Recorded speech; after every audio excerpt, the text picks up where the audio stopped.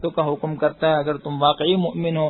قل ان كانت لكم الدار الآخرۃ عند اللہ خالصۃ من دون الناس، آپ کہہ دیجئے کہ اگر تمہارے لیے ہے آخرت کا گھر اللہ کے ہاں تمام لوگوں کے علاوہ، خالص تمہارے لیے، فتمنوا الموت ان کنتم صادقین، تو اگر تم سچے ہو تو موت کی تمنا کرو، ولن يتمنوا ابدا بما قدمت ایدیہم، اللہ فرماتی ہیں ہرگز تمنا نہیں کریں گے موت کی ان اعمال کی وجہ سے جو ان کے ہاتھوں نے آگے بھیجے، واللہ علیم بالظالمین، اور اللہ ظالموں کو جاننے والے ہیں۔ ولا تجدنہم احرص الناس علی حیاۃ، آپ ان کو پائیں گے لوگوں میں سب سے زیادہ زندگی کا حریص اور خواہش مند، ومن الذین اشرکوا، اور مشرکوں سے بھی زیادہ، یود احدہم لو یعمر الف سنہ، ان میں سے ایک تو یہ تمنا کرتے، یعنی ہر ایک یہ خواہش رکھتا ہے کہ اس کو ہزار سال تک کی عمر مل جائے، وما هو بمزحزحہ من العذاب ان یعمر، اور اس کو اتنی عمر ملنے بھی عذاب سے تو نہیں بچا سکے گا، واللہ بصیر بما یعملون، اللہ ان کے کرتوتوں کو دیکھ رہے ہیں۔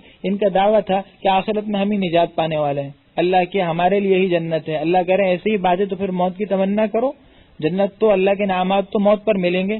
اللہ کہتے ہیں سب سے زیادہ زندگی کی لالچ ان کے اندر ہے، تو اگر واقعی آخرت کا یقین ہے، جنت کی نعمتوں کا اشتیاق ہے، تو پھر تو دنیا کو شوق ہی نہیں ہونے چاہیے۔ لیکن ان کا معاملہ بالکل الٹ ہے، مشرکوں سے زیادہ زندگی کی محبت ان کے دل میں ہے۔ اس سے معلوم ہے جس انسان کے دل میں جتنی زیادہ زندگی کی امنگیں ہوتی ہے، بے مقصد صرف دنیا کی خواہشات کے لیے زندگی کی امنگ ہوگی، اتنی زیادہ یہ اس کی علامت ہے کہ وہ آخرت سے غافل ہے۔ قل من كان عدوا لجبریل، آپ فرما دیے جو شخص حضرت جبریل کا دشمن ہے، فإنه نزله على قلبك، تو وہ سن لے کہ انہوں نے تو آپ کے دل پر قرآن اتارا، بإذن اللہ، اللہ کے حکم سے، مصدقا لما بین یدی، وہ قرآن جو کہ اپنے سے پہلے کتابوں کی تصدیق کرتی ہے، وہدی وبشریٰ للمؤمنین، اور مسلمانوں کے لیے ہدایت اور خوشخبری ہے۔ من کان عدوا للہ، جو دشمن ہے اللہ کا، وملائکتہ، اور اس کے فرشتوں کا، ورسلہ، اور اس کے رسولوں کا، وجبریل ومیکال، اور حضرت جبریل و میکائیل کا، فإن اللہ عدو للکافرین، تو سن لے وہ شخص کہ اللہ تو کافروں کا دشمن ہے۔ وَلَقَدْ أَنزَلْنَا إِلَيْكَ آیَاتٍ بَيِّنَاتٍ، تحقیق ہم نے آپ کی طرف ایسی آیات نازل کی جو واضح ہیں، وَمَا يَكْفُرُ بِهَا إِلَّا الْفَاسِقُونَ، اس کا انکار تو فاسق و بد کردار لوگ ہی کرتے ہیں۔ یہود یہ کہتے تھے کہ جی یہ قرآن جو نازل ہوا ہے نا، بات یہ کہ اس کو حضرت جبریل لے کر آئے ہیں، تو ہم اس لیے اس قرآن کو نہیں مانتے، یہ تو ہمارے دشمن ہیں اور ہم ان کے دشمن ہیں۔ اور دشمنی اس لیے تھی کہ حضرت جبریل نے ان کے کرتوتوں کو واضح کیا، تمام انبیاء پر یہ وہی لے کر آئے، اور ان کی جو سازشیں تھیں ان کو حضرت جبریل نے ہر زمانے میں بے نقاب کیا، تو حضرت جبریل کی دشمنی تھی، اس وجہ سے قرآن کو نہیں مان رہے تھے، اللہ نے اعلان کر دیا بھائی وہ تو اللہ کے مقرب فرشتے ہیں، حضرت جبریل و میکائیل کی دشمنی یہ تو اللہ سے دشمنی ہے۔ یہ پیغام ہے تمام انسانوں کو کہ جو شخص اللہ کے مقرب فرشتوں سے اور نیک بندوں سے دشمنی کا اعلان کر رہا ہے تو حقیقت میں وہ اس بات کا اعلان کر رہا ہے کہ وہ اللہ سے دشمنی کر رہا ہے اور اللہ اس کے دشمن ہے، وہ اپنی خیر منا لے۔ او کلما عاهدوا عهدا نبذه فريق منهم، کیا ایسا نہیں کہ جب بھی انہوں نے کوئی عہد کیا تو نبذه فريق منهم، تو ان میں سے ایک فریق نے اس کو توڑ ڈالا، بل اکثرهم لا يؤمنون، بلکہ ان میں اکثر ایسے ہیں جو ایمان رکھتے ہی نہیں۔ ان سے جب بھی کوئی معاہدہ کیا گیا انہوں نے اس معاہدے کو پورا نہیں کیا۔ ولما جاءهم رسول من عند اللہ، جب ان کے پاس رسول ہے اللہ کی طرف سے، مصدق لما معهم، جو تصدیق کرتے تھے اس کتاب کی جو ان کے پاس تھی، یعنی تورات کی، نبذ فریق من الذین اوتوا الکتاب، تو اہل کتاب کی ایک جماعت نے پھینک دیا کس کو؟ کتاب اللہ، اللہ کی کتاب کو، یعنی قرآن کو، وراء ظہورہم، پس پشت، کأنہم لا یعلمون، وہ جانتے ہی نہیں، قرآن پر انکار کر دیا اور قرآن کی تعلیمات پر عمل کرنے سے پیچھے ہٹ گئے۔ واتبعوا ما تتلو الشیاطین علی ملک سلیمان، اور وہ پیچھے پڑ گیا ان باتوں کے، قرآن جس پر عمل کرنا تھا اس پر تو عمل نہیں کیا، ہاں جو دوسری گڑبڑ باتیں تھیں، افسانوی باتیں، بے خیالی اور بے حقیقت باتیں، ان کے پیچھے پڑ گئے۔ وہ کیا تھی؟ سحر و کہانت کی باتیں۔ کہتے ہیں جو شیاطین سلیمان علیہ السلام کی سلطنت کے زمانے میں پڑھا کرتے تھے یہ ان کے پیچھے پڑ گئے۔ وما کفر سلیمان، اور سلیمان علیہ السلام نے کفر نہیں کیا، ولکن الشیاطین کفروا، بلکہ شیاطین نے کفر کیا، یعلمون الناس السحر، کہ وہ لوگوں کو جادو سکھایا کرتے تھے۔ یہود نے یہ پروپیگنڈا کر دیا کہ سلیمان علیہ السلام خود سحر کیا کرتے تھے۔ اللہ فرماتے ہیں سحر کفر ہے، سلیمان علیہ السلام اس سے بری ہیں۔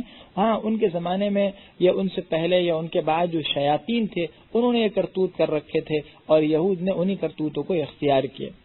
وما انزل علی الملکین ببابل ہاروت و ماروت، اور یہ بنی اسرائیل ان باتوں کے بھی پیچھے پڑ گئے جو فرشتوں پر اتاری گئی، دو فرشتوں پر اتاری گئی، ببابل، بابل مقام پر۔ وہ دو فرشتے کون تھے؟ ہاروت اور ماروت۔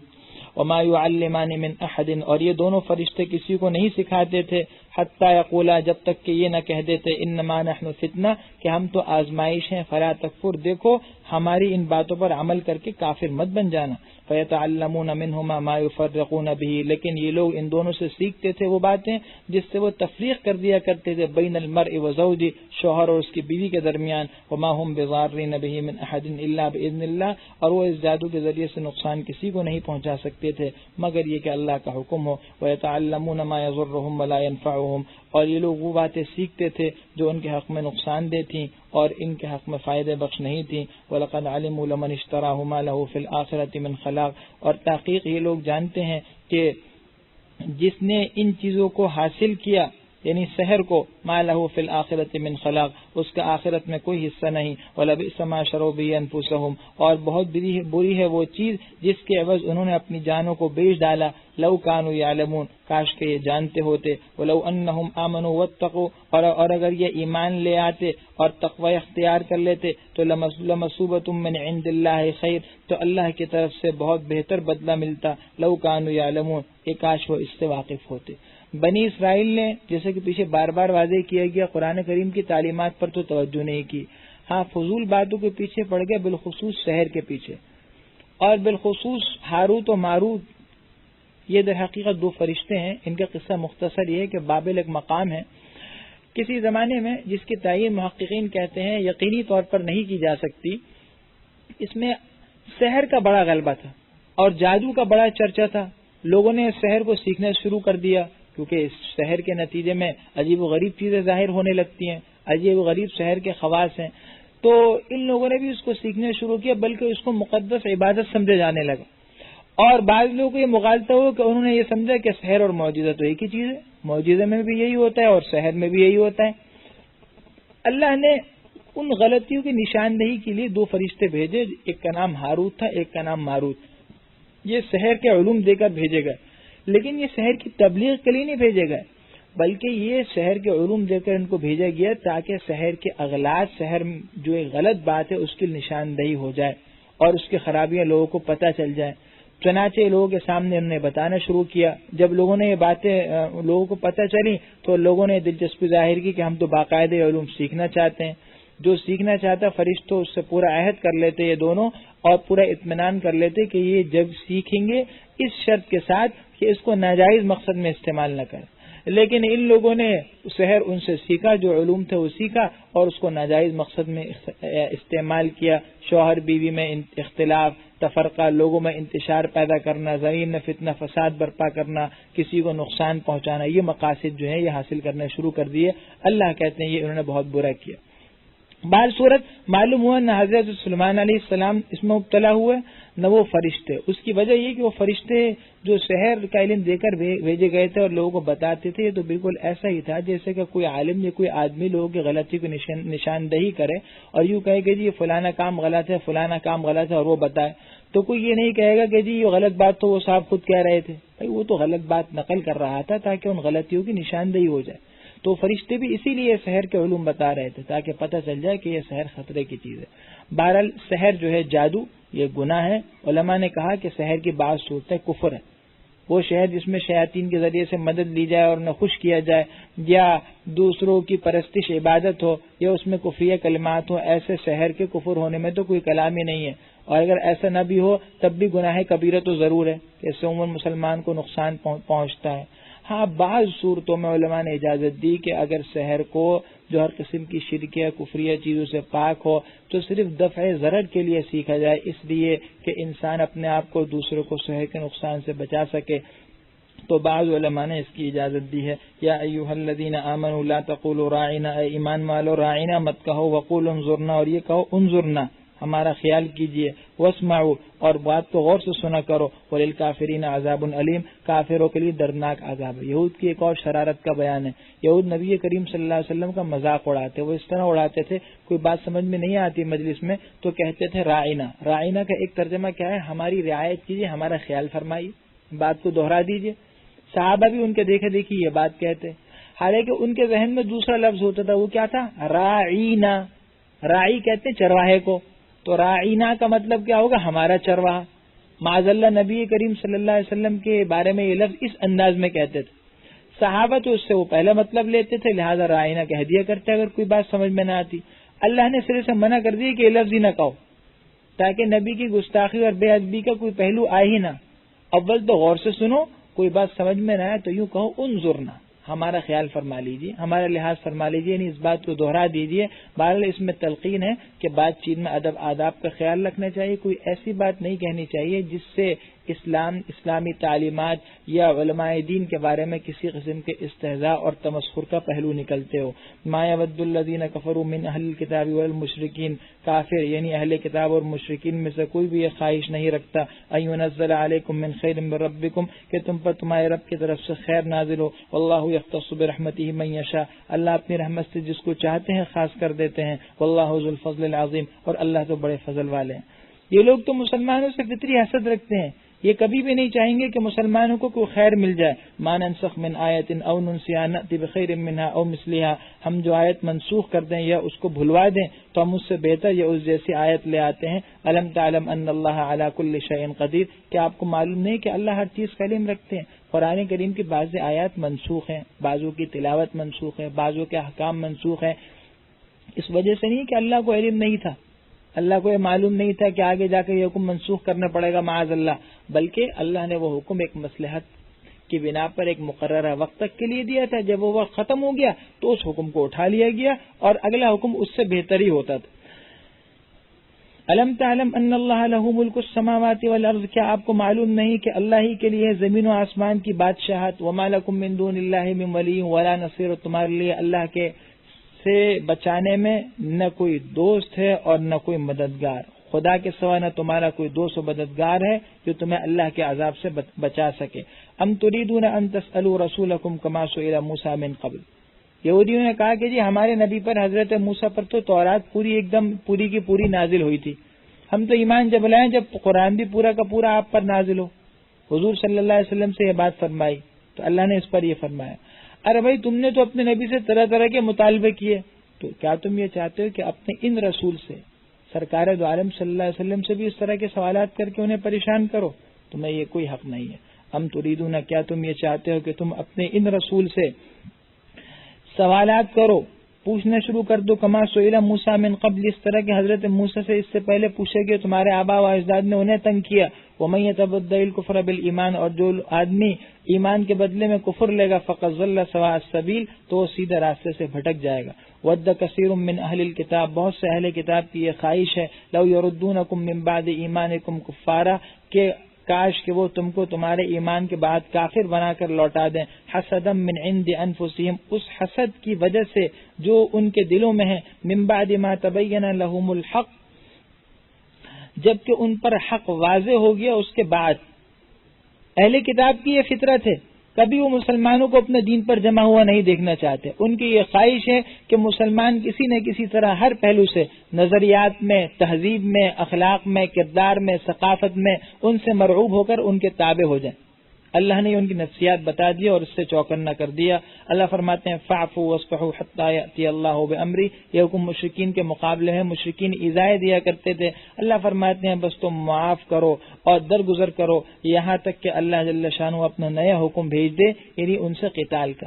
مدینہ منورہ میں آ کر باقاعدہ جہاد کا حکم ہو گیا، لیکن مکے میں صبر کا حکم رہا کیونکہ اس وقت تک اتنی قوت نہیں تھی. باہر صورت اس سے پہلو نکل رہا ہے کہ جب تک ہمیں عملی طور پر ایک مستحکم قوت نہ حاصل ہو جائے اس وقت تک ہم کوئی ایسا اقدام نہ کریں جس سے فتنہ اور انتشار پیدا ہو.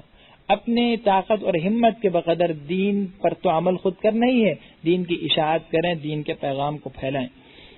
ان اللہ علی کل شیء قدیر، بے شک اللہ ہر چیز پر قدرت رکھتے ہیں. واقیموا الصلاۃ وآتوا الزکاۃ، اور نماز کی پابندی کرو اور زکوٰۃ ادا کرو. وما تقدموا لانفسکم من خیر تجدوہ عند اللہ، اور تم جو خیر بھی اپنے لیے آگے بھیجو گے اللہ کے اس کو یعنی اس کا اجر و ثواب پالو گے. ان اللہ بما تعملون بصیر، اللہ تمہارے کرتوتوں کو دیکھ رہا ہے. وقالوا لن يدخل الجنۃ الا من كان هودا او نصارى، وہ کہتے ہیں کہ جنت میں وہی داخل ہوگا جو یہودی ہو یا نصرانی ہو.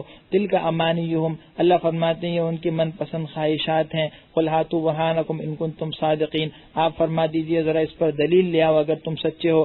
بلا، نہیں، بلکہ من اسلم وجہہ للہ، جس نے اپنی گردن اللہ کے حکم کے آگے جھکا ڈالی. وہ محسن، اور وہ نیک بھی ہے. فلہ اجرہ عند ربی، تو اس کے لیے اس کا اجر ہے اس کے رب کے پاس. ولا خوف علیہم ولا هم يحزنون، نہ ان پر کوئی خوف ہوگا نہ وہ غمگین ہوں گے. ان کا یہ دعوت تنگ نظری اور تعصب ہے کہ صرف ہم ہی جنت کے ٹھیکیدار ہیں. اللہ نے بتا دیا جنت کی ٹھیکیداری کا کوئی دعویٰ نہیں کر سکتا، مدار ایمان اور اعمال صالحہ پر ہے. وقالت اليهود ليست النصارى على شيء وقالت النصارى ليست اليهود على شيء وهم يتلون الكتاب. اللہ بیان فرمانے چاہ رہے ہیں ان کے درمیان خود آپس میں اختلاف ہے. یہود کہتے ہیں نصارہ صحیح راستے پر نہیں، اور نصارہ کہتے ہیں یہود کسی صحیح راستے پر نہیں، حالانکہ یہ سب کے سب کتاب الہی کو پڑھتے ہیں. کذالک قال الذین لا يعلمون مثل قولہم، اسی طرح ان جیسی بات کہی تھی ان لوگوں نے جو علم نہیں رکھتے. فاللہ یحکم بینہم یوم القیامہ، اللہ قیامت میں ان کے درمیان فیصلہ فرما دیں گے. فیما کانوا فیہ یختلفون، ان اختلافات میں جن میں وہ پڑے ہوئے ہیں. ومن اظلم ممن منع مساجد اللہ، اس سے بڑا ظالم کون ہوگا جو اللہ کی مسجدوں میں روکتا ہے کیا ایذکر فی اسمہ، کہ اس میں اس کا ذکر کیا جائے. وہ صحافی خرابی ہے اور اس کو ویران کرنے میں لگا ہوا ہے. اولئک ما کان لهم ان يدخلوها الا خائفین، ان لوگوں کو حق نہیں کہ وہ ان مساجد میں داخل ہوں مگر رعب اور ہیبت کے ساتھ. لهم فی الدنیا خزی ولهم فی الآخرۃ عذاب عظیم، ان کے لیے دنیا میں رسوائی اور آخرت میں بہت بڑا عذاب ہے. یہود بھی حضور کی رسالت کا انکار کر رہے ہیں، رسالت کا انکار کر کے گوئے لوگوں کو مساجد میں آنے سے اور اسلامی تعلیمات پر عمل کرنے سے روک رہے ہیں. نصارہ کے بادشاہ نے بھی ایسے ہی کیا. عیسائی بادشاہ نے جب بیت المقدس پر حملہ کیا تو بیت المقدس کو تباہ و برباد کیا اور یہودیوں کا وہاں بہت زبردست خون کیا. اسی طرح مشرکین نے بھی صلح حدیبیہ کے موقع پر جیسے کہ واضح ہے کہ انہوں نے جو ہے نبی کریم صلی اللہ علیہ وسلم کو عمرے کے لیے حرم میں آنے سے روک دیا. اللہ نے یہود نصارہ مشرکین سب کی طرف اشارہ کر دیا جو لوگ اللہ کے مساجد میں نام لینے سے اور ان کو تباہ و برباد کرنے پر تلے ہوئے ہیں اور نام لینے سے لوگوں کو روکتے ہیں تو یہ سب سے بڑے ظالم ہیں. ان کو چاہیے کہ اپنی خیر منا لیں. وَلِلَّهِ الْمَشْرِقُ وَالْمَغْرِبُ، مشرق و مغرب سب اللہ ہی کا ہے. فَأَيْنَمَا تُوَلُّوا فَثَمَّ وَجْهُ اللَّهِ، جہاں پر بھی تم رخ کرو گے وہاں اللہ کی ذات موجود ہے. إِنَّ اللَّهَ وَاسِعٌ عَلِيمٌ، اللہ بے شک وسعت والے اور علم والے ہیں. انہوں نے اعتراض کیا تھا یہود نے، جیسے کہ اگلے پارے میں آئے گا کہ جی قبلہ کیوں بدل گیا، اصل قبلہ تو ہمارا ہے. اللہ کہتے ہیں سب کچھ اللہ کا ہے تو اللہ کو اختیار ہے جہاں رخ کرنے کا حکم دے، اور اللہ کی ذات تو سب جگہ موجود ہے. وقالوا اتخذ اللہ ولدا، اور انہوں نے یہ بات کہی کہ اللہ نے اولاد بنائی. مشرکین اللہ جل شانہ کی جو ہے وہ بیٹیاں کہتے تھے فرشتوں کو. اسی طرح یہود نے کہا حضرت عزیر اللہ کے بیٹے ہیں، نصارہ نے کہا مسیح علیہ السلام حضرت عیسیٰ اللہ کے بیٹے ہیں.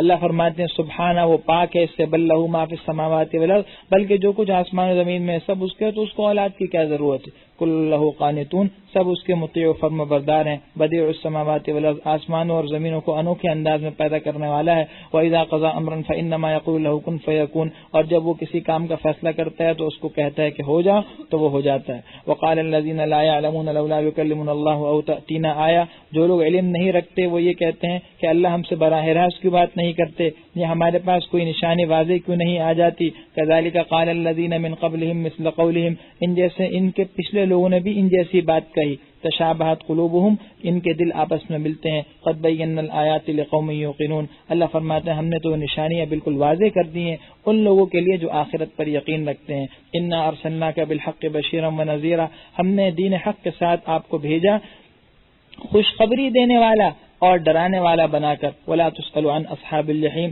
اور آپ سے دوزخیوں کے بارے میں مت پوچھا جائے گا. آپ تو صرف اس بات کے مکلف ہیں کہ خوشخبری دے دیں عمل کرنے پر اور عمل نہ کرنے پر ڈرائیں، لوگوں کو تبلیغ کر دیں. اب اگر کوئی دوزخ میں گیا تو آپ اس کے پابند نہیں اور نہ آپ سے اس کے بارے میں کوئی سوال ہوگا.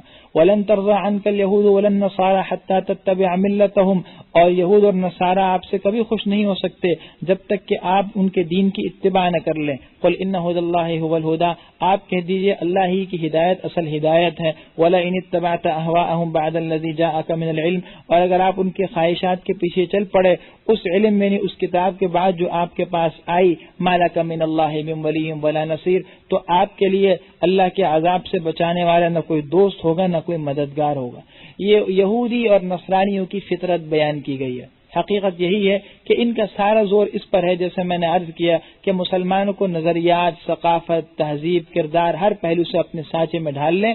یہ کتنے ہی مطالبات اپنے منواتے چلے جائیں اور مسلمان مانتے چلے جائیں، یہ خوش نہیں ہوں گے جب تک کہ مسلمان بالکل ان کے رنگ میں ڈھل کر ان جیسے نہ بن جائیں۔ اور اس سے معلوم یہ ہوا کہ یہودیت اور نصرانیت یہ مسلمانوں کے واضح جو ہے ایک فریق ہیں۔ یہودیت اور نصرانیت الگ چیز ہے، اسلام الگ چیز ہے۔ یہ رسہ کشی دونوں کے درمیان قیامت تک رہے گی۔ ایسا ہرگز نہیں ہو سکتا کہ مسلمان یہودی یا نصرانی بن کر راہ نجات میں آ جائے، یا یہودی یا نصرانی مسلمانوں کے پاس آ جائیں، یہ بھی نہیں، کیونکہ اللہ نے ان کے دلوں پر مہر لگا دی۔ الذین آتیناہم الکتاب، وہ لوگ جن کو ہم نے کتاب دی ہے، یتلونہ حق تلاوتی، وہ اس کی تلاوت کرتے ہیں جیسے کہ اس کی تلاوت کرنا چاہیے، جیسے کہ اس کے پڑھنے کا حق ہے۔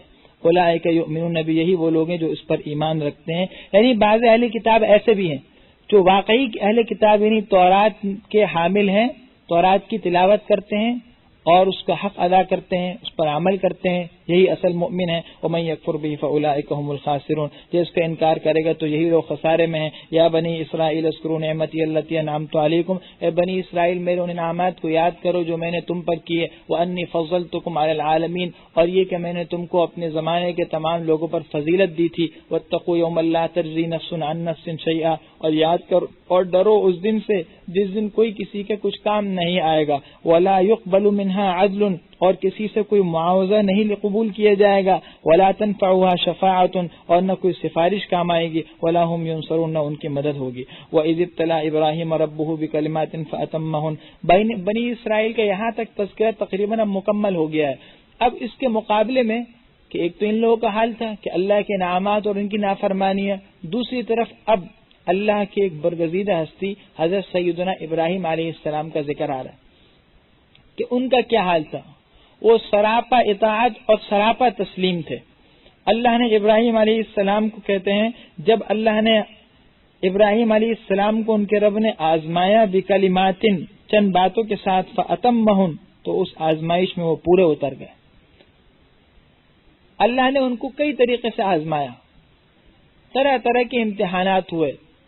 انہیں آتش نمرود میں ڈالا گیا، انہوں نے اللہ کے حکم کی خاطر گھر بار کو چھوڑ دیا، باپ کی ناراضی اللہ کے حکم کی خاطر مول لی، اور اس سے بڑی قربانی پھر کیا کہ اللہ کے حکم پر بیوی بچے کو بے آب و گیا جگہ میں چھوڑ کر آ گئے جہاں زندگی کے بچنے کی کوئی رمق نہیں تھی۔ اس سے بڑی قربانی یہ کہ اللہ کے حکم پر اپنے صاحبزادے کے گلے پر چھری پھیر دی۔ یہ کوئی معمولی امتحانات تو نہیں تھے۔ تو ظاہر سی بات ہے جتنا اعلیٰ عہدہ ہوتا ہے اس کے لیے امتحان بھی اسی درجے کا لیا جاتا ہے۔ کسی اچھی پوسٹ کے لیے کسی کا انتخاب جب کیا جاتا ہے تو ہر طریقے سے اس کا ٹیسٹ کیا جاتا ہے اور ہر طریقے سے اس کو پرکھا جاتا ہے، اور جب وہ اس میں کامیاب ہو جاتا ہے تو پھر اس کے بعد جا کر اعلان کر دیا جاتا ہے۔ تو ان کو چونکہ مقام امامت اور نبوت کے اعلیٰ مقام سے، خلیل اللہ کے مقام سے سرفراز کرنا تھا، اس لیے ان کے امتحانات لیے گئے، اور جب وہ اس امتحان میں کامیاب ہو گئے تو اللہ نے فرمایا قال انی جاعلک للناس اماما، کہ میں تم کو لوگوں کا پیشوا بناؤں گا۔ قال ومن ذریتی، فوراً فرمایا میری اولاد میں سے بھی، یعنی میری بعض اولاد کو بھی بنا لیجئے۔ قال لا ینال عہد الظالمین، اللہ نے فرمایا کہ میرا اقرار ظالموں کے لیے نہیں ہوا کرتا۔ آپ کے اولاد میں سے امامت کا منصب انہی کو ملے گا جو آپ کے طریقے پر ہوں گے۔ وَإِذْ جَعَلْنَا الْبَيْتَ مَثَابَةً لِلنَّاسِ وَأَمْنًا، اور یاد کرو اس وقت کو کہ جب کہ ہم نے بیت اللہ کو بنایا لوگوں کے لیے لوٹنے کی جگہ اور جائے امن۔ وَاتَّخِذُوا مِن مَّقَامِ إِبْرَاهِيمَ مُصَلًّى، اور مقام ابراہیم کو نماز کی جگہ بناؤ۔ بیت اللہ ایسی چیز ہے جس کے اندر فطری کشش ہے۔ مصابہ کہتے ہیں اس چیز کو جس کی طرف لوگ بار بار لوٹ کر جائیں۔ یہ عجیب بات ہے کہ انسان جتنا بیت اللہ میں جائے گا کشش بڑھتی ہے، مانوسیت بڑھتی ہے، خواہش مزید بڑھتی ہے، کم نہیں ہوتی۔ انسان کو اس سے کبھی سیری نہیں ہوتی۔ دوسری خصوصیت کیا ہے؟ وہاں پر امن ہی امن ہے، سکون و اطمینان ہے، کوئی خوف نہیں ہے۔ آگے حکم دیا ابراہیم علیہ السلام کو رتبہ عطا کیا کہ جس جگہ پر ان کے پیر لگے حکم دیا وہاں نماز پڑھنی ہے۔ احادیث مبارکہ میں اس کی وضاحت ہے، وہ وضاحت یہ ہے کہ نبی کریم صلی اللہ علیہ وسلم نے طواف سے فارغ ہو کر مقام ابراہیم یعنی اس پتھر کے قریب کھڑے ہو کر نماز ادا کی اور یہ آیت تلاوت کی، تو معلوم ہوا کہ طواف کے رکعات میں جتنا ہو سکے اس کے قریب پڑھی جائیں، بہتر ہے، بشرطے کہ عورتوں کے ساتھ اختلاط نہ ہو۔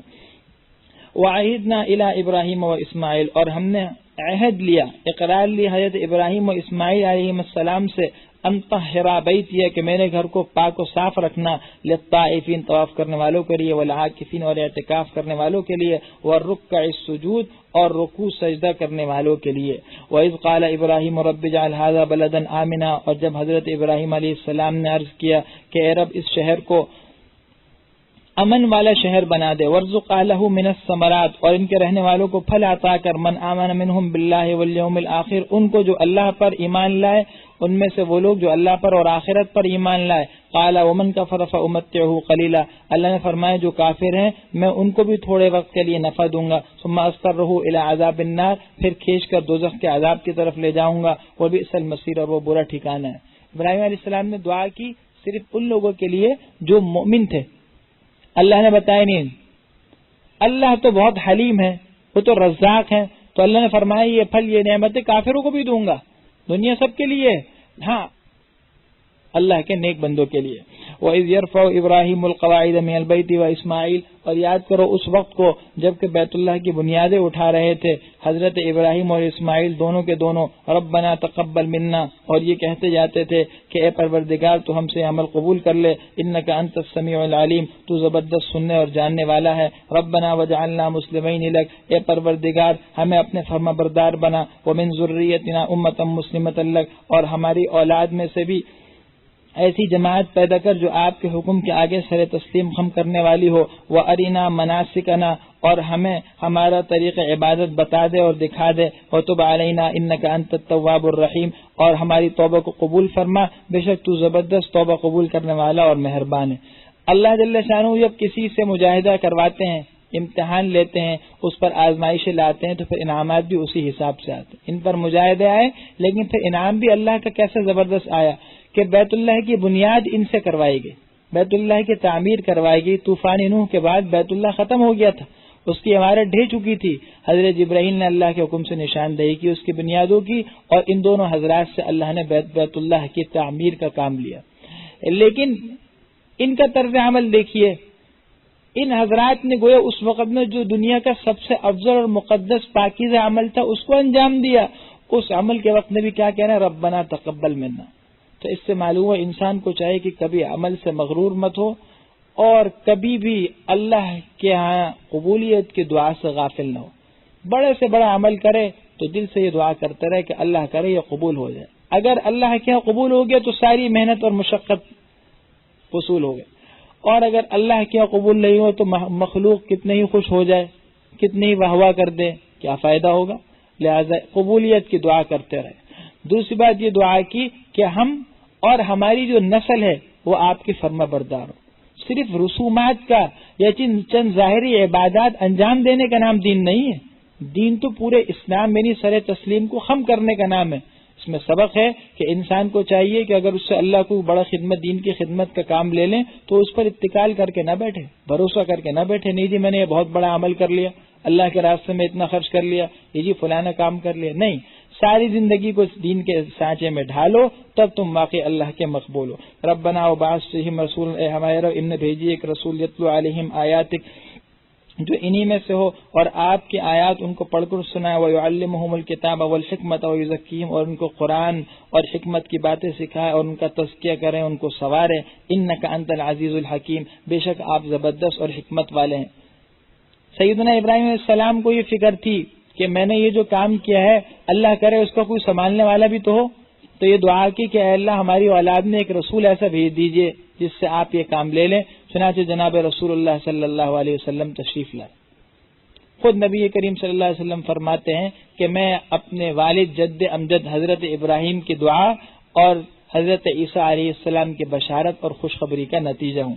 فرمایا وَمَن يَرْغَبُ عَن مِّلَّةِ إِبْرَاهِيمَ إِلَّا مَن سَفِهَ نَفْسَهُ، اور حضرت ابراہیم علیہ السلام کے دین سے روگردانی وہی کر سکتا ہے الا من سفیہ نفسہ، جو انتہائی نادان ہو. وَلَقَدِ اصْطَفَيْنَاهُ فِي الدُّنْيَا، تحقیق ہم نے ان کو دنیا میں چن لیا تھا. وَإِنَّهُ فِي الْآخِرَةِ لَمِنَ الصَّالِحِينَ، اور بے شک وہ آخرت میں نیکوکاروں میں سے ہیں. اذ قال له ربه اسلم، جب ان کے رب نے ان سے کہا کہ تم اسلام لے آؤ، سر تسلیم خم کر دو.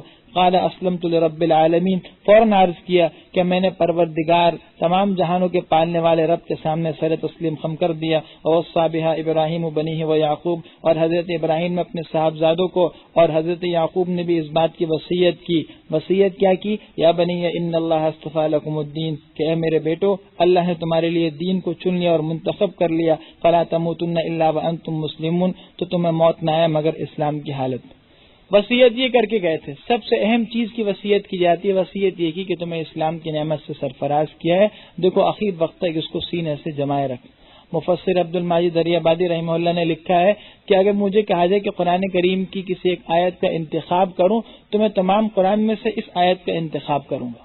باقی عجیب و غریب آیت ہے. یہ آیت ہمیں یہ سبق دے رہی ہے کہ ہمیں سب سے زیادہ قابل قدر چیز جو سمجھنی چاہیے، اور وہ اسلام. اسلام ایسا ہے کہ جس کی بنیاد پر کوئی سمجھوتا نہیں ہو سکتا، کوئی بارگیننگ نہیں ہو سکتی. لہذا انسان کو چاہیے کہ چاہے ہر چیز لٹ جائے، ہر چیز دے دے، لیکن اسلام کو قربان مت کرے. اور جو آدمی اسلام اور ایمان کی حالت میں دنیا سے چلا گیا تو وہ حقیقی کامیاب ہے. ام کنتم شہداء اذ حضر یعقوب الموت، کیا تم موجود تھے اس وقت میں جبکہ